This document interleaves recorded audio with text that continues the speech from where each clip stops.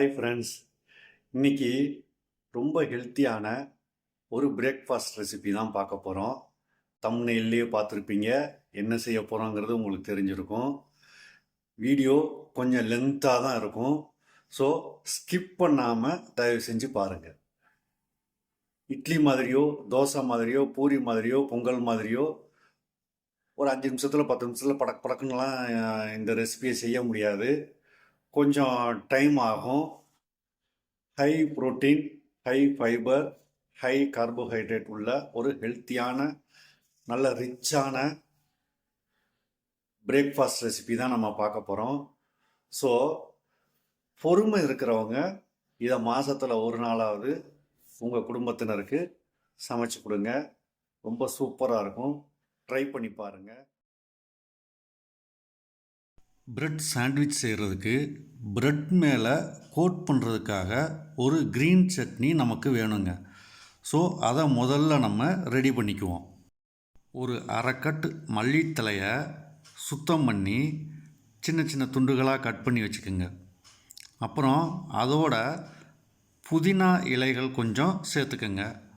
Plus 2 பல் பூண்டு, ஒரே ஒரு பச்சை மிளகாய், ஒரு மீடியம் சைஸ் எலுமிச்சம்பழத்தில் பாதி அளவு புளிஞ்ச சாறு, அதோட இந்த சட்னிக்கு தேவையான கொஞ்சம் உப்பு, இது எல்லாத்தையும் ஜாரில் சேர்த்து நல்லா நைஸாக அரைச்சிக்கங்க. நமக்கு க்ரீன் சட்னி ரெடி ஆயிடுச்சு. அரைச்ச சட்னியை தனியாக ஒரு பவுலில் சேர்த்து வச்சுக்கோங்க. அது ஒரு பக்கம் இருக்கட்டும். இன்னொரு பவுலில் டொமேட்டோ சாஸ் எடுத்து ரெடியாக வச்சுக்கோங்க.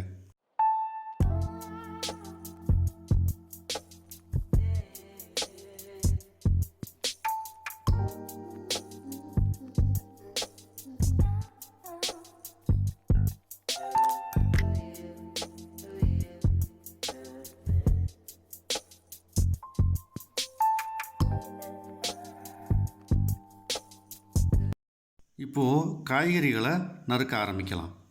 உங்கள் வீட்டில் இருக்கக்கூடிய பீன்ஸு, கேரட்டு, முட்டைக்கோஸு, குடமிளகாய், இந்த மாதிரி எந்த காய்கறிகள் வேணும், பீட்ரூட்டு, உருளைக்கிழங்கு, இப்படி எந்த காய்கறிகளை வேணாலும் நம்ம பயன்படுத்திக்கலாம். இப்போது நான் பயன்படுத்துகிறது பீன்ஸு, கேரட்டு, குடமிளகாய். இந்த 3 வகைக்கு ஒரு 100 கிராம் அளவு எடுத்து ரொம்ப பொடியாக நம்ம நறுக்கி வச்சுக்கணுங்க. எவ்வளோக்கு எவ்வளோ பொடியாக நறுக்குறீங்களோ அவ்வளோக்களவு சீக்கிரமாக வேகும். அது மட்டும் இல்லாமல் 2 பிரெட் ஸ்லைஸ்களுக்கு இடையில் இதை பேக் பண்ணுறதுக்கு ரொம்ப ஈஸியாக இருக்கும்.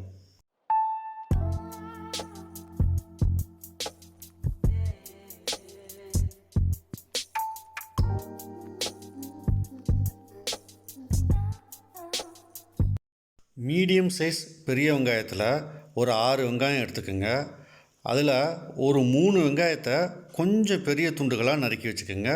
ஒரு 3 வெங்காயத்தை ரொம்ப பொடி துண்டுகளாக நறுக்கி வச்சுக்கோங்க. அதாவது அந்த பெரிய துண்டுகள் நம்ம காய்கறிகளோடு சேர்த்து வதக்க போகிறோம்.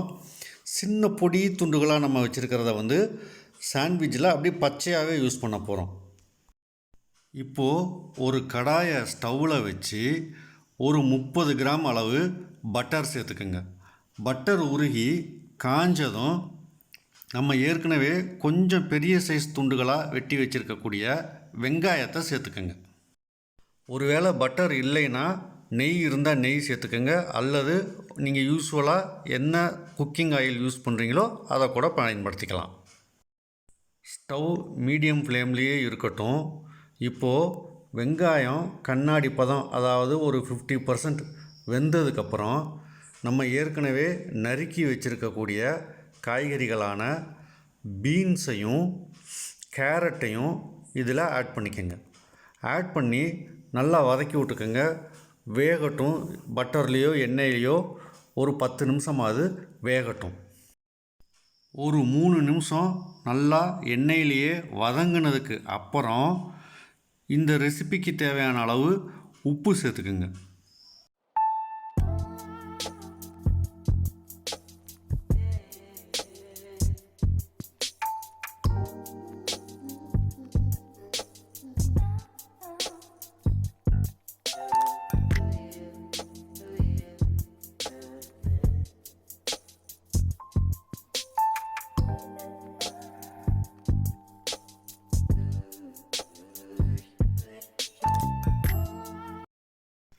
கேரட்டும் பீன்ஸும் நல்லா வதங்கினதுக்கப்புறம் நம்ம ஏற்கனவே நறுக்கி வச்சுருக்கக்கூடிய குடமிளகாயை சேர்த்து லேசாக வதக்குங்க போதும். இது குடமிளகாய் ரொம்ப வேகணும்னு அவசியம் இல்லை, ஒரு அரை வேக்காடு இருந்தாலே போதுமானது. இந்த ஸ்டேஜில் 1 டீஸ்பூன் கறி மசாலா பொடி சேர்த்துக்கோங்க. அதோட ஒரு அரை டீஸ்பூன் சீரகத்தூள் சேர்த்துக்கோங்க. இந்த ரெசிபிக்கு காரம் ரொம்ப யூஸ் பண்ணக்கூடாது, அதனால் மிளகாய் வத்தல் பொடி ஒரு 1/4 டீஸ்பூன் சேர்த்தா கூட போதுமானது தான். இந்த பொடிகளெல்லாம் காய்கறி கலவையோட நல்லா மிக்ஸ் ஆகிற அளவுக்கு நல்லா ஒரு கரண்டி வச்சு வதக்கி விட்டுக்குங்க. வதக்கி விட்டுட்டு ஒரு மூடி போட்டு ஒரு 5 நிமிஷம் இந்த தூள்களுடைய பச்சை வாசனை போகிற அளவுக்கு வேகட்டும். 5 நிமிஷம் கழித்து நம்ம ஏற்கனவே ஆட் பண்ணியிருந்த உப்பு சரியாக இருக்கான்னு டெஸ்ட் பண்ணி பார்த்துக்கோங்க. இந்த ஸ்டேஜில் ஒரு வேளை உப்பு பத்தலை அப்படின்னா தேவையான அளவு உப்பை திரும்பி சேர்த்து நல்லா மிக்ஸ் பண்ணி விட்ருங்க. ஒரு 2 நிமிஷம் வேகட்டும். வெந்ததும் ஸ்டவ்வை ஆஃப் பண்ணிவிட்டு தனியாக எடுத்து வச்சுருங்க. இந்த காய்கறி மிக்சர் ஆறட்டும். மொசரில்லா சீஸை ஒரு 100 கிராம் கிரேட்டரில் நல்லா துருவி வச்சுக்கோங்க. அல்லது ரெடிமேடாகவே கடையில் டைஸ்டு சீஸ்னு கிடைக்கிது, அதையும் நீங்கள் பயன்படுத்திக்கலாம். இப்போது உங்கள்கிட்ட இருக்கிற மொத்த பிரெட் ஸ்லைசஸை 2 பகுதியாக பிரித்து வச்சுக்கோங்க. ஒரு பகுதி பிரெட் ஸ்லைசஸில் வீடியோவில் காமிச்சிருக்கிற மாதிரி டொமேட்டோ சாஸை ஸ்ப்ரெட் பண்ணி வச்சுக்கோங்க. அதே மாதிரி இன்னொரு பகுதியினுடைய பிரெட் ஸ்லைசஸில் நம்ம ஏற்கனவே அரைச்சி வச்சுருக்கக்கூடிய க்ரீன் சட்னியை பேஸ்ட் பண்ணி வச்சுக்கோங்க.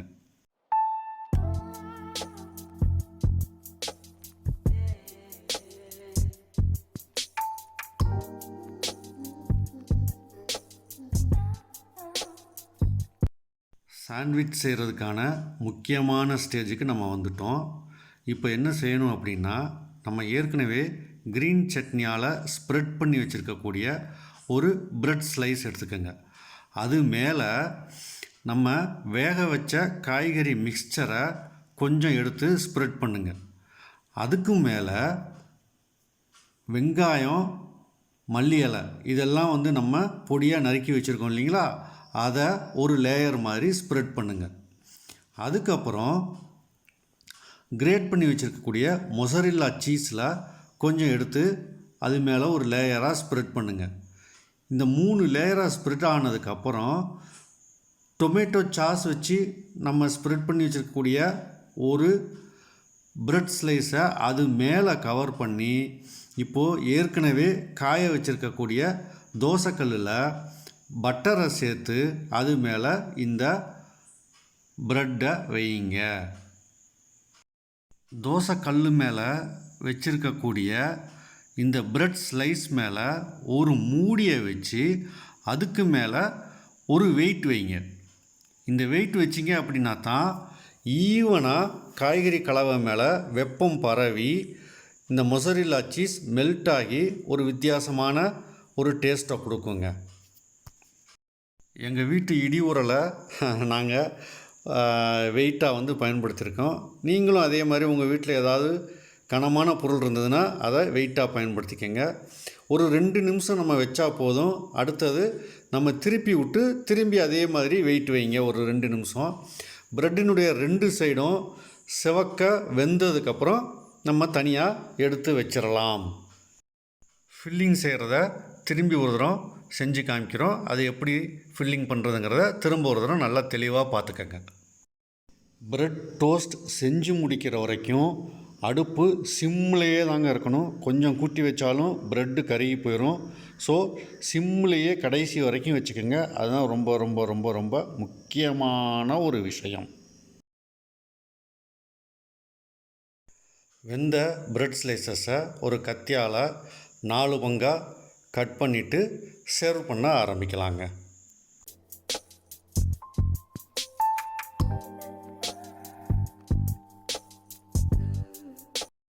இந்த ரெசிபிக்கு சைட் டிஷ் எதுவும் தேவையில்லை.